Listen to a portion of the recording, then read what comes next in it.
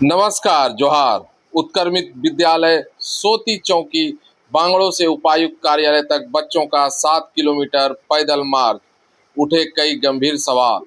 साहेबगंज उत्क्रमित विद्यालय के सोती चौकी बांगड़ों मदन शाही स्थित विद्यालय के छात्र छात्राओं का एक समूह अपनी कथित समस्या को लेकर करीब 7 किलोमीटर पैदल चलकर उपायुक्त कार्यालय पहुंच गया। बच्चों ने उपायुक्त कार्यालय के मुख्य द्वार पर अपनी मांगों को लेकर नारेबाजी भी की। बड़ी संख्या में छात्र छात्राओं को इस तरह प्रदर्शन करते देख कुछ समय के लिए ऐसा प्रतीत हुआ कि मानो कोई बड़ा राजनीतिक समूह अपनी मांगों को लेकर प्रदर्शन करने पहुंचा हो। मामले की जानकारी मिलते ही डीएसपी उर्मिला हासदा मौके पर पहुंची और बच्चों से बातचीत कर उनकी समस्या को समझने का प्रयास किया। बच्चों की समस्या सुनने के बाद उन्होंने समझा बुझाकर वापस विद्यालय जाने के लिए कहा तथा टोटो की व्यवस्था कर उन्हें विद्यालय भेजा गया। हालांकि इस पूरे घटनाक्रम ने कई गंभीर सवाल खड़े कर दिए हैं। आखिर स्कूली बच्चों के मन में उपायुक्त कार्यालय जाकर अपनी समस्या रखने का विचार कैसे आया? यदि बच्चों को विद्यालय से संबंधित किसी समस्या का सामना करना पड़ रहा था तो सबसे पहले विद्यालय के शिक्षक, प्रधानाध्यापक अथवा संबंधित शिक्षा विभाग के अधिकारी के समक्ष अपनी बातें रखी जा सकती थी। ऐसे में सवाल उठना स्वाभाविक है कि बच्चों को सीधे उपायुक्त कार्यालय जाने की सलाह किसने दी। सबसे अहम सवाल यह है कि बच्चों को उपायुक्त कार्यालय जाने के लिए किसने प्रेरित किया और उन्हें करीब 7 किलोमीटर की दूरी पैदल तय करने की नौबत क्यों आई?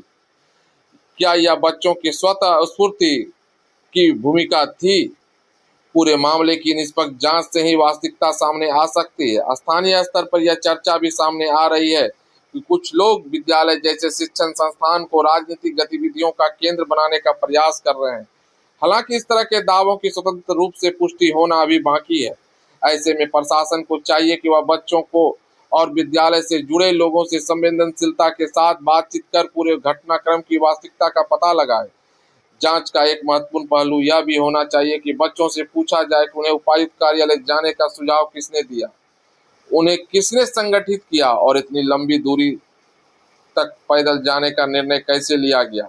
नाबालिग बच्चों की सुरक्षा सर्वोच्च प्राथमिकता होनी चाहिए। बिना उचित निगरानी के छात्र छात्राओं को इतनी लंबी दूरी तक पैदल जाना सुरक्षा के लिहाज से भी गंभीर चिंता का विषय है। यदि जांच में यह प्रमाणित होता है कि किसी व्यक्ति ने बच्चों को भला फुसलाकर, उकसाकर अथवा किसी अन्य उद्देश्य से विद्यालय से बाहर निकलने और प्रदर्शन करने के लिए प्रेरित किया है तो प्रशासन को पूरे मामले के तथ्यों को आधार पर संबंधित व्यक्ति के विरुद्ध नियमानुसार कानूनी कार्रवाई करनी चाहिए।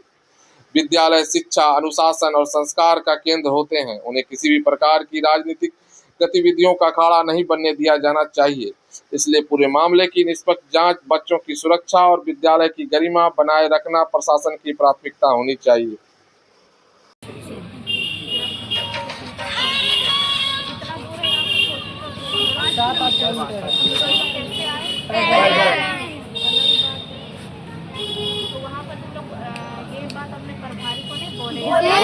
तुम लोग बाहर में रुके तो हम लोग बोले थे कि हम लोग बाहर में रहते ना, हम लोग बोले थे मैम को बुला लीजिए, हम लोग चल जाएंगे वो आएगी तो, लेकिन वो नहीं आई।